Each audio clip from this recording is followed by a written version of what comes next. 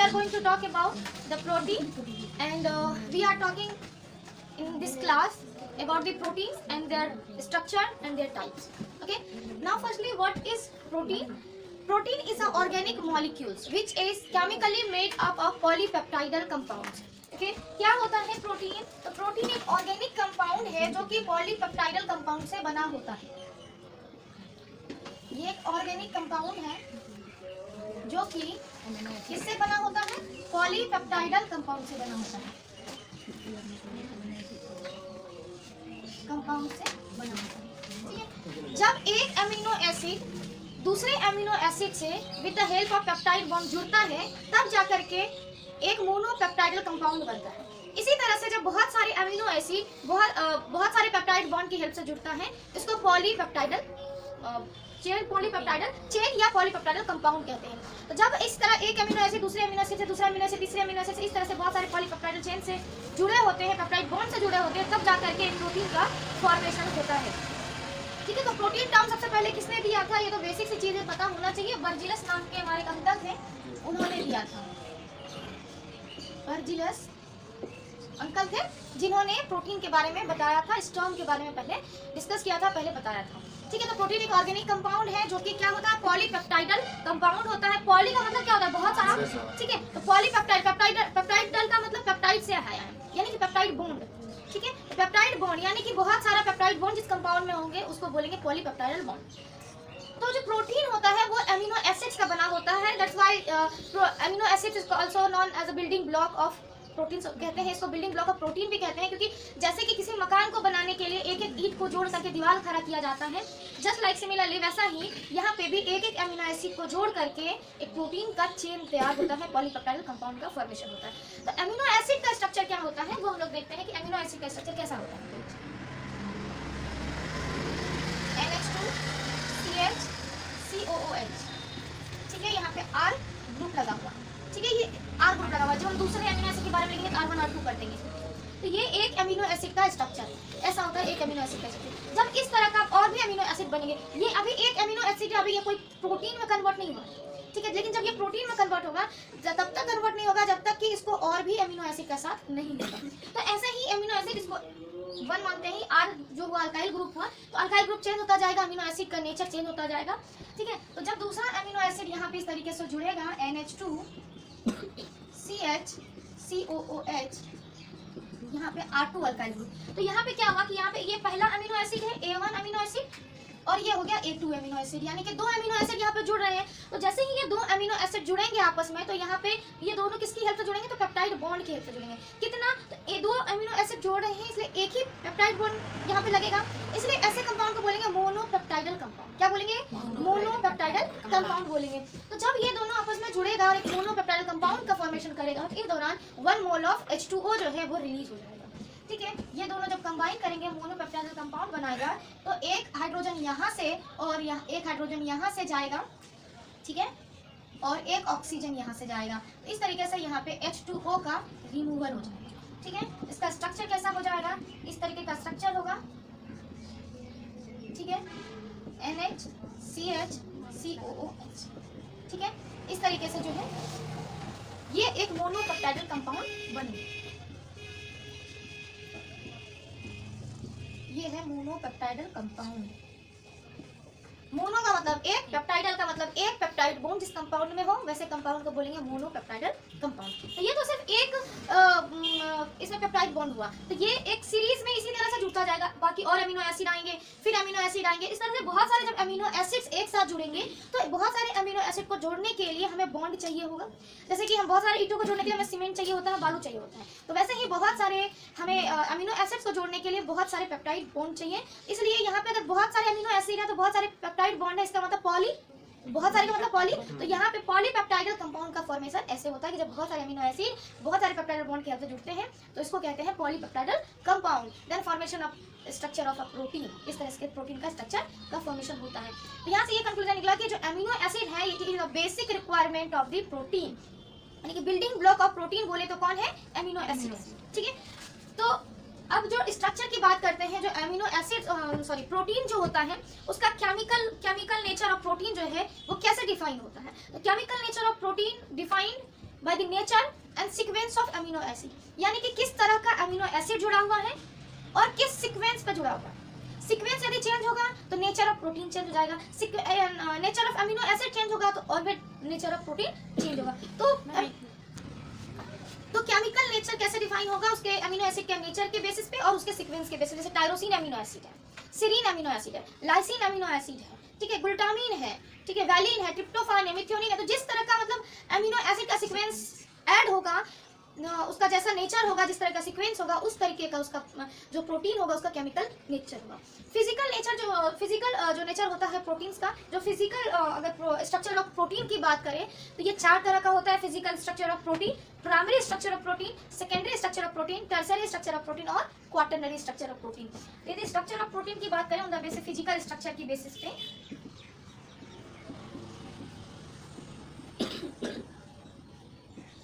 ये 4 तरह का प्रोटीन होगा। पहला होगा प्राइमरी प्रोटीन, दूसरा होगा सेकेंडरी प्रोटीन, टर्शियरी प्रोटीन और क्वाटरनरी प्रोटीन, ठीक है। क्वाटरनरी प्रोटीन आप लोग ऐसे नहीं लिखिएगा 1 2 3 करके, ठीक है। Primary protein, secondary protein, tertiary protein और क्वाटरनरी प्रोटीन, ये 4 तरह का प्रोटीन होगा on the basis of physical structure के बेसिस पे। अब half formation of primary protein कैसे बनेगा ये प्राइमरी प्रोटीन। तो प्राइमरी प्रोटीन का मतलब हुआ कि जब अमीनो एसिड जुड़ना स्टार्ट होता है, यानी कि जैसे मोनोपेप्टाइड कंपाउंड को देखेंगे तो ये जो प्रोटीन, ये जो कंपाउंड तैयार हुआ, जब एक अमीनो एसिड दूसरे अमीनो एसिड से एक पेप्टाइड बॉन्ड की हेल्प से जुड़ रहा है, तो ऐसे कंपाउंड को ही बोलेंगे प्राइमरी प्रोटीन। यानी कि अभी जो हमने तैयार किया है ये जो प्रोटीन है वो कैसा है, प्राइमरी प्रोटीन है। जो प्राइमरी प्रोटीन होगा वो लीनियर होगा, यानी कि ये सिर्फ एक ही चेन में होगा, इसमें कोई कॉइलिंग नहीं होगा, कोई और भी इधर ब्रांचेस नहीं निकले होंगे। तो ये जो होगा सिर्फ एक लीनियर, अगर इसमें और भी 3 4 जोड़ दिया जाए तो ऐसे ही लीनियर ये फॉर्म में अरेंज होगा, ठीक है। तो प्राइमरी स्ट्रक्चर ऑफ प्रोटीन जो होगा वो लीनियर अरेंजमेंट शो करेगा, और यहाँ पे जब 2 अमीनो एसिड आपस में पेप्टाइड बॉन्ड की हेल्प से जुड़ेंगे तो ऐसा जो कंपाउंड तैयार होगा उसको बोलेंगे प्राइमरी स्ट्रक्चर ऑफ प्रोटीन, ठीक है। नाउ इसमें सल्फाइड बॉन्ड भी प्रेजेंट हो सकता है। कैसे होगा वो हम लोग एग्जांपल की हेल्प से देखेंगे कि हमारी बॉडी में कौन सा ऐसा हार्मोन है या क्या चीज़ है जो कि हमारी बॉडी में प्राइमरी स्ट्रक्चर ऑफ प्रोटीन है, ठीक है। तो ये हो गया प्राइमरी स्ट्रक्चर ऑफ प्रोटीन, ठीक है। अब जो ये प्राइमरी स्ट्रक्चर ऑफ प्रोटीन है, जैसे इसका एग्जांपल लेते हैं इंसुलिन। इंसुलिन के बारे में सबको पता होगा, कहाँ से रिलीज होता है, पैनक्रियाज से रिलीज होता है। पैनक्रियाज का जो इंटरफॉलिकुलर स्पेस होता है वहाँ पे पैचेज के फॉर्म में सेल होता है, जैसे कि पैनक्रियाज जो होता है वो endocrine as well as exocrine nature दोनों होता है। तो पैनक्रियाज का जो एंडोक्राइन वाला पार्ट होगा उसमें जो है पैचेज के फॉर्म में जो है इजलेट ऑफ लंगरहंस पाया जाता है, और वही इजलेट ऑफ लंगरहंस इंसुलिन का सिक्रीशन होता है। और नॉर्मली क्या है तो beta cells of the pancreas से जो है ये इंसुलिन सिक्रीट होता है। तो इंसुलिन का जो स्ट्रक्चर हम लोग देखेंगे तो जो इंसुलिन है वो एक्चुअली में क्या है, प्राइमरी स्ट्रक्चर ऑफ प्रोटीन, ठीक है। हमारी बॉडी में जो प्राइमरी स्ट्रक्चर है वो क्या है, वो कौन सा है, हार्मोन इंसुलिन। इसको नोट करना है, नोट करना है। Now see the primary structure of protein. सबसे पहले हम लोग देखेंगे प्राइमरी स्ट्रक्चर ऑफ प्रोटीन के बारे में सबसे पहले देखेंगे। तो देखेंगे प्रोटीन कैसे बनता है। तो सिंपली आ जाते हैं, तो एक अमीनो एसिड ऐसे जुड़ा, फिर दूसरा अमीनो एसिड, फिर तीसरा अमीनो एसिड, फिर चौथा अमीनो एसिड, और इस तरह से जुड़ते जुड़ते लीनियर फॉर्म में अनेक अमीनो एसिड जुड़ करके एक लीनियर वे में जुड़ रहा है, that is the primary structure of protein. हम लोग इसमें देखेंगे इंसुलिन के बारे में पढ़ेंगे। तो आप लोग देख लीजिए आपके बॉडी में जो इंसुलिन है वो कैसा होता है और कैसे किस किस अमीनो एसिड से फॉर्म होता है और कौन कौन से बॉन्ड्स प्रेजेंट होते हैं इसके बीच में। तो जो इंसुलिन होता है it is made up of 2 chain in which one are of alpha chain and second are of beta chain। इस तरीके से 2 चेन से बना होता है, एक अल्फा चेन और दूसरा बीटा चेन का बना होता है। जो अल्फा चेन होता है they are of 21 amino acid, ठीक है। ये कितना अमीनो एसिड का बना होता है, 21 अमीनो एसिड का। जबकि जो दूसरा है वो बना होता है 30 अमीनो एसिड, कितना, 30 अमीनो एसिड का। तो insulin insulin contain of 2 alpha chain, sorry 2 chain, that is one is alpha chain and another is beta chain. Alpha chain जो होगा वो कितने अमीनो एसिड का होगा, 21 का होगा, और बीटा चेन कितने का होगा, 30 अमीनो एसिड का होगा। इसमें से जो अल्फा चेन होगा यहाँ पे जिस अमीनो एसिड का हमें जरूरत पड़ेगा उस अमीनो एसिड का हम यहाँ पे नेमिंग करेंगे, और जिसका नहीं पड़ेगा उसका नेमिंग हम नहीं करेंगे, ठीक है।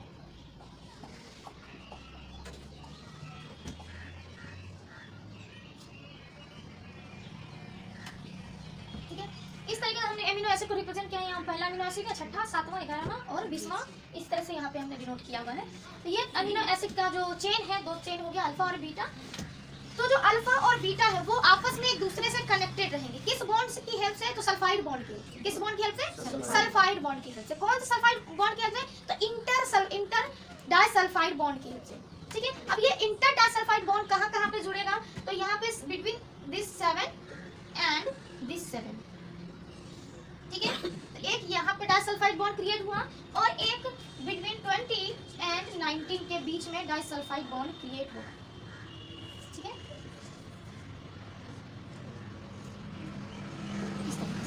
तो ये जो दोनों बॉन्ड हुआ, इन दोनों बॉन्ड को कहेंगे, इसको कहेंगे inter disulphide bond. Inter disulphide bond. तो alpha chain and beta chain of insulin connected together with the help of sulfide bond, and with sulfide bond inter disulfide bond.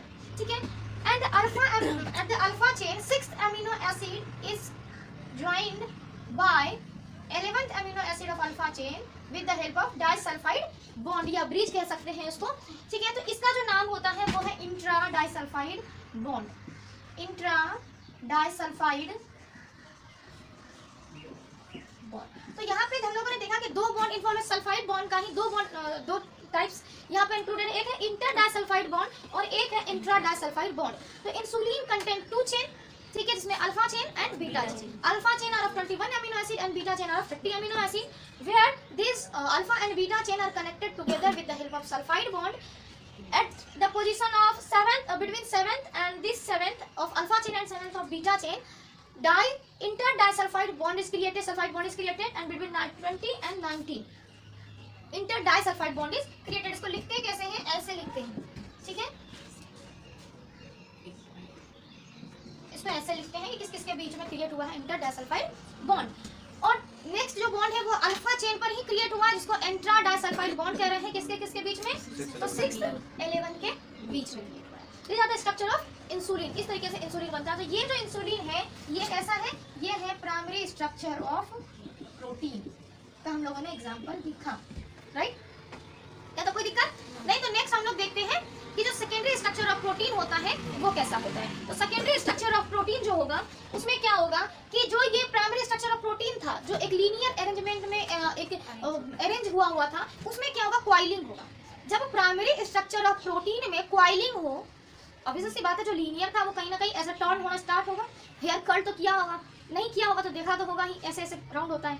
तो वैसे ही यहाँ पे भी क्या होगा? ट्विस्टिंग होना स्टार्ट होगा, यानी कि जो प्राइमरी स्ट्रक्चर ऑफ प्रोटीन है उसमें कॉइलिंग होगा, और कॉइलिंग होने के बाद जो स्ट्रक्चर हमें देखने को मिलेगा that is the secondary structure of protein.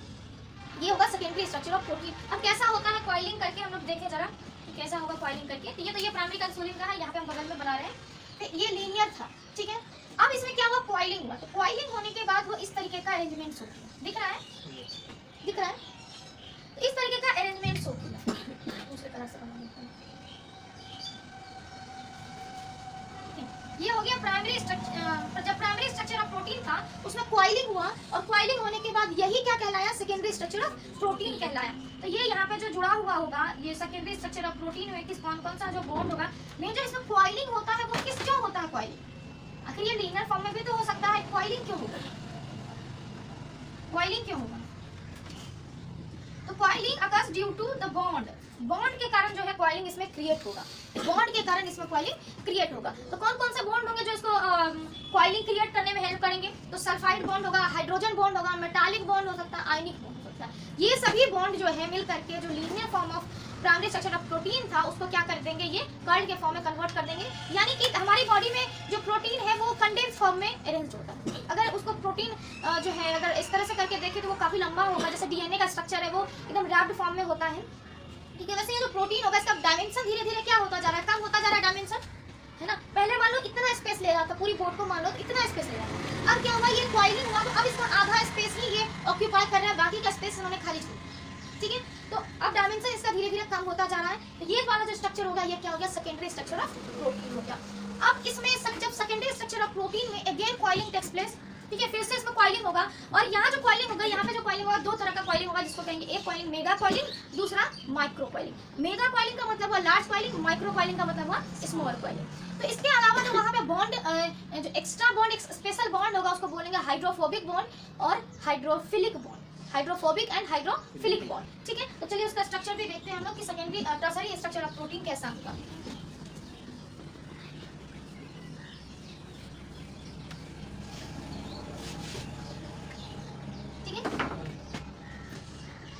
तो यहाँ से हम लोग देखेंगे अब ये जो सेकेंडरी स्ट्रक्चर ऑफ प्रोटीन था इसमें फिर से कॉइलिंग होगा and this coiling convert into like this.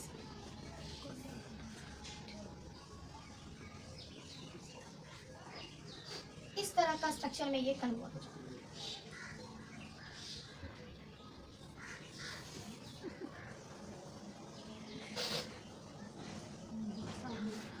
ठीक है, इस तरह का स्ट्रक्चर में ये कन्वर्ट हो जाएगा। तो ये जो हम अभी जो देख रहे हैं ये लार्ज कॉइल है, इसको बोलेंगे मेगा कॉइल, ठीक है। और इसके अंदर एक ये लॉन्ग कॉइल लार्ज कॉइल हुआ इसलिए मेगा कॉइल बोलेंगे, और इसके अंदर इस तरीके से शॉर्ट कॉइल होगा, ठीक है। छोटे छोटे कॉइल होंगे जिसको बोलेंगे माइक्रो कॉइल, इस तरीके से, ठीक है। इसको कहेंगे माइक्रो, ठीक है। तो इस तरीके से जो है ये क्या हो गया, सेकेंडरी स्ट्रक्चर से कौन सा स्ट्रक्चर ये फॉर्म कर लिया, tertiary structure of protein, tertiary structure of protein ये कंटेन करता है। तो कैसे ये मॉडिफाई करता जा रहा है, अब जो ये हाफ बोर्ड स्पेस ले रहा था उसका भी क्वार्टर स्पेस ये ले रहा है, तो धीरे धीरे इसका डायमेंशन क्या होता जा रहा है, कम होता जा रहा है, ये कम स्पेस अब लेने लग रहा है। ये हो गया आपको टर्सरी स्ट्रक्चर ऑफ प्रोटीन। उसके बाद आते हैं क्वार्टरनरी स्ट्रक्चर ऑफ प्रोटीन में। क्वार्टरनरी स्ट्रक्चर ऑफ प्रोटीन में क्या होगा, अच्छा टर्सरी स्ट्रक्चर ऑफ प्रोटीन का कौन कौन सा एग्जांपल हो सकता है, तो पारुवेट काइनेज जो कि आप लोगों को पार्ट 2 में पढ़ाए हैं, नाम तो सुना है, ठीक है। पारुवेट काइनेज, ट्रायोज फॉस्फेट, ये सुनाए थे, एक साइकिल बताए थे जिसमें कि ट्रायोज फॉस्फेट का जो है फॉर्मेशन हो रहा था, ठीक है। तो ये सभी एग्जांपल हो जाए, आइसोमरेज एंजाइम्स, ये सभी एग्जांपल हो जाएंगे टर्सरी स्ट्रक्चर ऑफ प्रोटीन की, ठीक है। उसके बाद आते हैं क्वार्टरनरी स्ट्रक्चर ऑफ प्रोटीन में। तो क्वार्टरनरी स्ट्रक्चर ऑफ प्रोटीन में मतलब क्या होगा कि जब बहुत सारे primary structure of protein combine होकर के कंपाउंड बनाएंगे उसी को बोलेंगे, क्या बोलेंगे, क्वार्टरनरी स्ट्रक्चर ऑफ प्रोटीन बोलेंगे। तो यानी कि इसका ये एग्जांपल बोले तो इसका एग्जांपल हो जाएगा हीमोग्लोबिन और मायोग्लोबिन। क्या एग्जांपल हो जाएगा इसका, हीमोग्लोबिन, मायोग्लोबिन, ठीक है। तो इसका जो स्ट्रक्चर होगा जो एक तरह से कहो तो पॉलीपेप्टाइडल कंपाउंड, इससे पहले जो हम लोग देख रहे थे जो जैसे कि प्राइमरी स्ट्रक्चर, बहुत सारे जो प्राइमरी स्ट्रक्चर ऑफ प्रोटीन मिल जाए, कंबाइन हो जाए, तो एक पॉलीपेप्टाइडल कंपाउंड का फॉर्मेशन होगा और उसी को बोलेंगे क्वार्टरनरी स्ट्रक्चर ऑफ प्रोटीन, जिसका हम लोग जीता जागता उदाहरण देख सकते हैं हमारी बॉडी के अंदर हीमोग्लोबिन और मायोग्लोबिन के फॉर्म में, ठीक है। तो ये है क्वार्टरनरी स्ट्रक्चर ऑफ प्रोटीन। और ये जो स्ट्रक्चर जो इसका स्ट्रक्चर होगा, इसके स्ट्रक्चर के प्रत्येक यूनिट को मोनोमर्स के नाम से जानते हैं। और ये जो पूरा होगा 4 प्राइमरी स्ट्रक्चर ऑफ प्रोटीन जब कंबाइन होंगे तब इसका फॉर्मेशन होगा, चाहे हीमोग्लोबिन और मायोग्लोबिन जो बनेगा, जब 4 प्राइमरी स्ट्रक्चर ऑफ प्रोटीन जुड़ेंगे तब जाके ये बनेगा। और प्रत्येक यूनिट को इसके मोनोमर कहेंगे। कैसे कहेंगे वो भी हम लोग देखते हैं डायग्राम के से। यदि हीमोग्लोबिन या मायोग्लोबिन का एक स्ट्रक्चर ड्रा करें,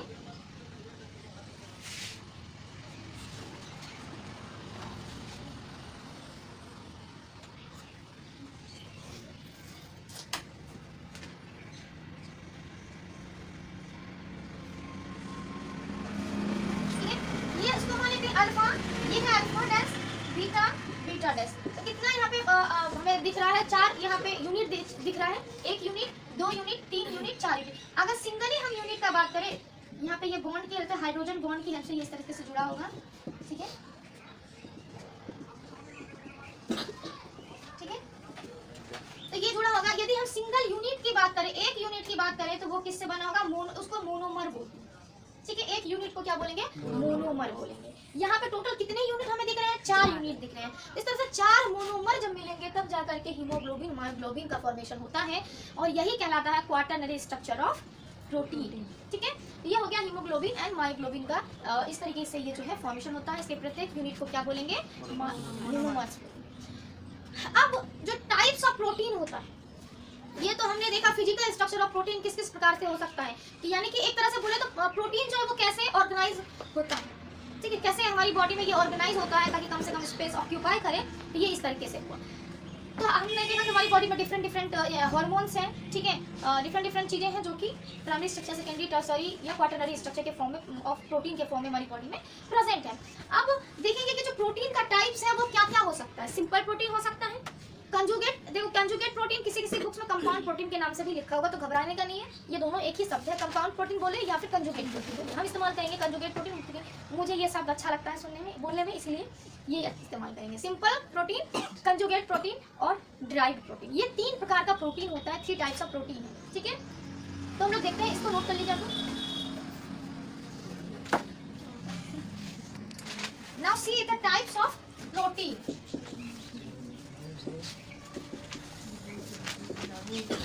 3 तरह का प्रोटीन होगा, बातचीत ना करें। 3 तरह का प्रोटीन होगा, एक होगा सिंपल प्रोटीन, कंजुगेट प्रोटीन या इसी को बोलेंगे कंपाउंड प्रोटीन, और तीसरा होगा डिराइव्ड प्रोटीन। डिराइव्ड प्रोटीन, तो इस तरह से 3 टाइप्स ऑफ प्रोटीन होगा, सिंपल प्रोटीन, कंजुगेट प्रोटीन और डिराइव्ड प्रोटीन। सिंपल प्रोटीन उसको कहेंगे जो सिर्फ एमिनो एसिड्स का बना हो, जिसमें only involvement of amino acid, जो सिर्फ एमिनो एसिड्स का बना हो उसको बोलेंगे सिंपल प्रोटीन। कौन कौन से सिंपल प्रोटीन हो सकते हैं बताते जा रहे हैं, आप लोग ध्यान से सुनते जाना, और ये प्रोटीन आप लोग खाते भी हो, रोजाना खाते हो, ठीक है। तो सबसे पहला है एल्ब्यूमिन, जो किसमें प्रेजेंट होता है, कोई बताइए। एल्ब्यूमिन, अंडा खाते हो, एग, हाँ, तो उसमें एल्ब्यूमिन प्रेजेंट होता है। जो मिल्क खाता है उसमें मिल्क में एल्ब्यूमिन होता है, ठीक है। तो इस तरह से एल्ब्यूमिन हो गया सिंपल प्रोटीन। दूसरा हो गया ग्लोबिन, ग्लोब्यूलिन, ग्लोब्यूलिन। तीसरा हो गया ग्लूटिलिन, ठीक है। स्क्लेरोप्रोटीन, स्क्लेरोप्रोटीन। उसके बाद प्रोटामाइन, उसके बाद histone protein, फ्लावोप्रोटीन,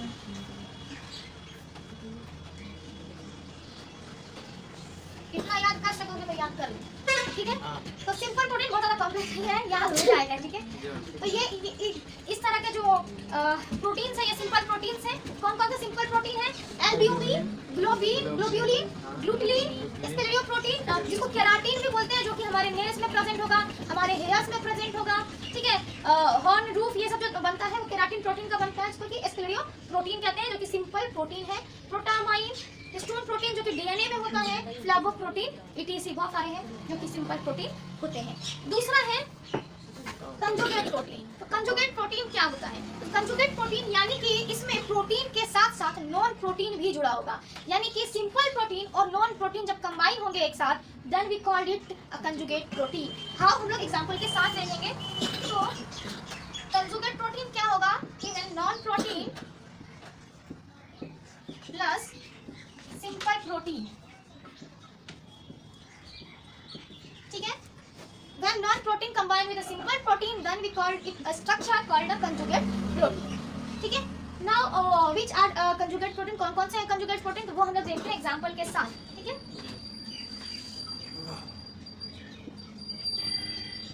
glycoprotein, chromoprotein, lipoprotein, ठीक है। ग्लाइकोप्रोटीन, क्रोमोप्रोटीन, लाइपोप्रोटीन, मेटेलोप्रोटीन, ठीक है। उसके बाद न्यूक्लियोप्रोटीन,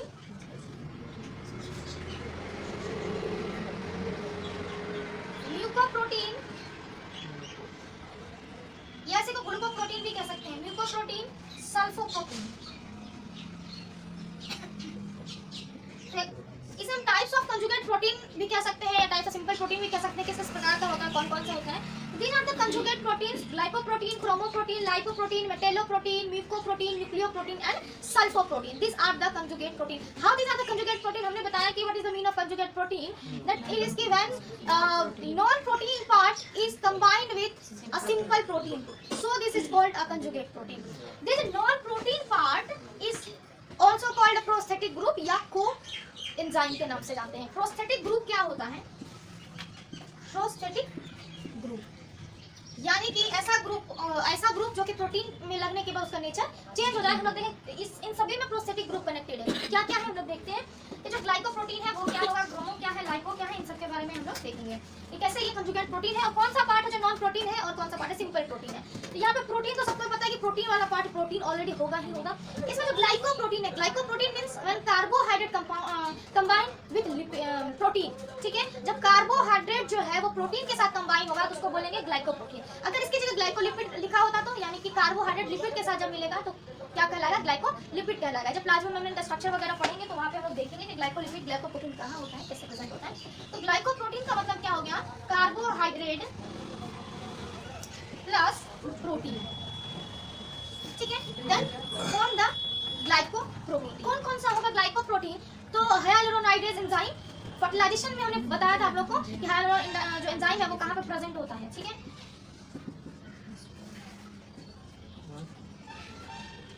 हाइलुरोनाइडेज एंजाइम, उसके बाद heparin. Heparin is anticoagulant factor present inside our body. जब ब्लड कोगुलेशन बताएंगे उसमें ये एंटीकोगुलेंट है, यही हमारी बॉडी में प्रेजेंट होता है, जिसके कारण हमारी बॉडी का ब्लड जमने नहीं देता है, ठीक है। अगर कहीं का ब्लड जम जाएगा तो आत्मा का मिलन परमात्मा से होने में देर नहीं लगेगी, ठीक है। तो ये हो गया ग्लाइकोप्रोटीन। जब कार्बोहाइड्रेट प्रोटीन के साथ कंबाइन करेंगे उसको बोलेंगे ग्लाइकोप्रोटीन। और कौन कौन से होंगे एग्जांपल, हम कुछ एग्जांपल ही लेके चलेंगे, बहुत सारे एग्जांपल हो सकते हैं। हाइलुरोनाइडेज एंजाइम और हिपेरिन, ठीक है। नेक्स्ट है क्रोमोप्रोटीन। क्रोमो का मतलब होता है कलर कंपाउंड। क्रोमोप्रोटीन क्या हो गया, कलर कंपाउंड और प्रोटीन जब एक साथ जुड़ेगा तो उसको बोलेंगे क्रोमोप्रोटीन। अब कौन कौन से क्रोमोप्रोटीन, जैसे एग्जांपल में हम ले लें फ्लेवोप्रोटीन, हीमोग्लोबिन, ये सभी क्या हो गए, क्रोमोप्रोटीन हो गए। नेक्स्ट है लाइपोप्रोटीन। लाइपोप्रोटीन का मतलब लिपिड्स प्लस प्रोटीन जब कंबाइन होंगे तो बोलेंगे लाइपोप्रोटीन। लिपिड्स में भी कॉल्ड फॉस्फोलिपिड्स कहीं कहीं पे। तो जब सिंपली बोले फॉस्फोलिपिड्स या लिपिड्स, फॉस्फोलिपिड और प्रोटीन के साथ कंबाइन होंगे, ये जितना भी जुड़ा हुआ है एडिंग पार्ट है extra protein, that are the prosthetic group और which attach from the protein, ठीक है। फॉस्फोलिपिड और प्रोटीन जब एक साथ कंबाइन होंगे तो उसको कहेंगे लाइपोप्रोटीन। यानी फॉस्फोलिपिड क्या है, लिपिड है, ठीक है। ये लाइपोप्रोटीन कहलाएगा। कहाँ कहाँ पे ये लाइपोप्रोटीन प्रेजेंट होगा, तो ब्लड सेल्स में प्रेजेंट होगा, सेल ऑर्गेनेली में प्रेजेंट होगा, प्लाज्मा मेम्ब्रेन में प्रेजेंट होगा, इसको बाह्य मेम्ब्रेन भी कहते हैं। तो ये प्रेजेंट हो सकता है कहाँ कहाँ, सेल मेम्ब्रेन में, सेल ऑर्गेनेली में, ब्लड सेल्स में, ठीक है।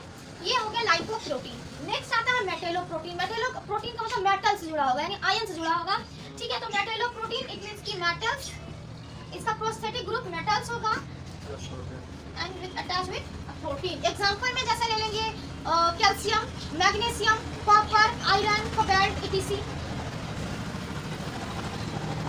Calcium, magnesium, zinc, iron, copper, cobalt etc, ठीक है। ये हो गया मेटेलोप्रोटीन।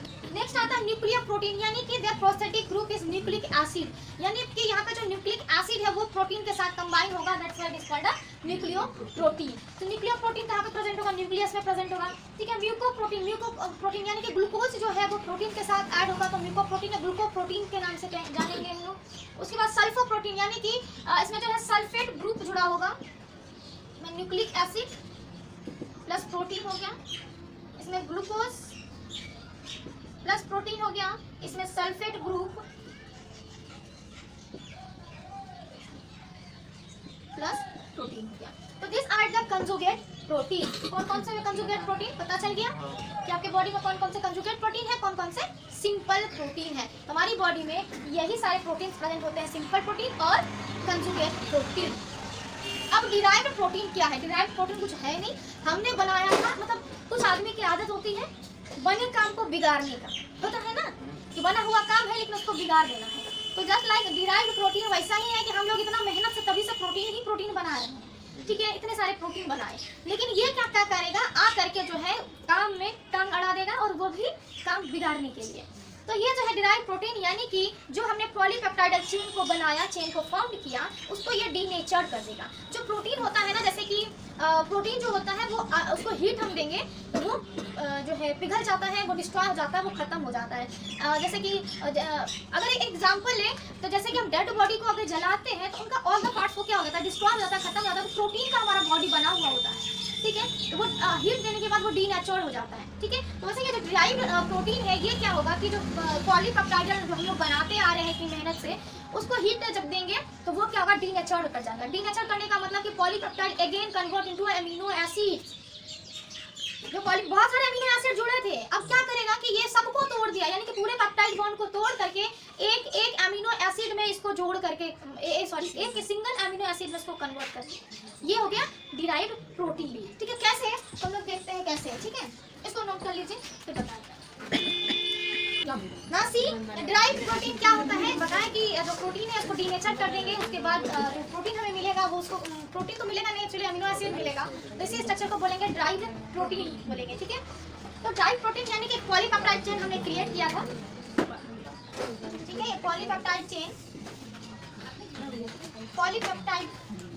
क्रिएट किया था, या पॉलीपेप्टाइड कंपाउंड कह लो या पॉलीपेप्टाइड चेन कहो, ठीक है। तो इसको जब हीट प्रोवाइड कर लेंगे, दांत को तोड़ देंगे आगे का, हाँ देख लेना कैसे लगा। तो पॉलीपेप्टाइड चेन जो है ये था, इसको हीट हमने दिया, यानी कि इसको ब्रेक डाउन करेंगे। इसको ब्रेक डाउन करने के बाद हमें मिलेगा पेप्टोन। क्या मिलेगा हमें, पेप्टोन मिलेगा। जब हम पेप्टोन को और ब्रेक डाउन करेंगे और डीनेचर करेंगे, देन वी ऑब्टेन पेप्टाइड। इसको और डीनेचर करेंगे तो डाइपेप्टाइड हमें मिलेगा, और डीनेचर करेंगे तो हमें अमीनो एसिड मिलेगा। तो यानी कि बात वही हुआ कि जहाँ से हम लोग चले थे वापस वहीं पे आकर के हम लोगों का जो रास्ता है वो रुक गया, ठीक है। तो ये हो गया डिराइव्ड प्रोटीन कि डीनेचर आफ्टर प्रोटीन का डीनेचर करने के बाद जो प्रोटीन हमें मिलेगा that is called derived protein. अब उसका क्या सिग्निफिकेंस है, प्रोटीन का क्या फंक्शन है, ये हम लोग थोड़ा सा जानते हैं, 3-4 लाइन में हम जानेंगे कि जो प्रोटीन है it is very important, it help to building of our body. हमारा जो पूरा बॉडी जो बना हुआ है किससे बना हुआ है, प्रोटीन से बना हुआ है, ठीक है। जो प्रोटीन है वो हमारी बॉडी में एटीपी प्रोवाइड करता है, एनर्जी भी प्रोवाइड करता है। नेक्स्ट तीसरा पॉइंट कि all enzymes are proteins in nature. सभी जो एंजाइम्स हैं वो प्रोटीनस इन नेचर होते हैं, लेकिन सभी प्रोटीन एंजाइम नहीं हो सकते हैं, लेकिन सभी एंजाइम प्रोटीनस इन नेचर होते हैं, ठीक है। नेक्स्ट जितने भी हार्मोन्स हैं it's also all are a proteins in nature except the sex steroid hormone, जो कि थोड़ी देर मतलब कुछ दिन पहले हम क्लास में पढ़ चुके हैं कि जितने भी हार्मोन्स हैं वो सभी प्रोटीनस नेचर के होते हैं, सिर्फ किसको छोड़ करके, सेक्स स्टेरॉइड हार्मोन को छोड़ करके, ठीक है। उसके बाद इसका जो यूज होता है प्रोटीन का, बहुत सारे एंटीबायोटिक के रूप में भी प्रोटीन का यूज होता है, ठीक है। तो ये सभी जो फंक्शंस हो गए वो हो गए हमारी बॉडी के, हमारा प्रोटीन जो हमने पढ़ा इसका ये फंक्शंस हो गए जो 3-4 पॉइंट में हमने बताया, ठीक है। यही था पूरे प्रोटीन का स्ट्रक्चर एंड प्रोटीन का टाइप्स और प्रोटीन का सिग्निफिकेंस, ठीक है। तो आज के लिए इतना रहने दो, बाकी आप लोग नोट करें।